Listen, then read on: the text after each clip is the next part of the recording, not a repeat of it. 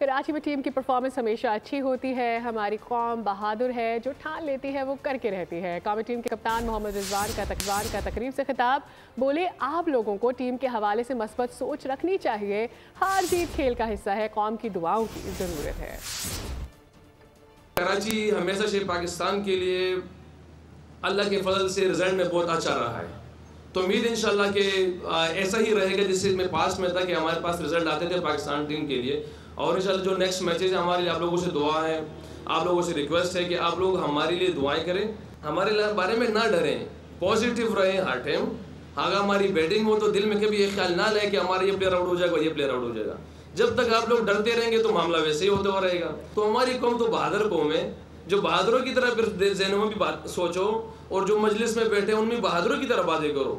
اور ابھی جب درمیان میں جدی باتیں ہو چیمپئن ٹرافی کے حوالے سے بھی, اس میں بھی نہ ڈرے.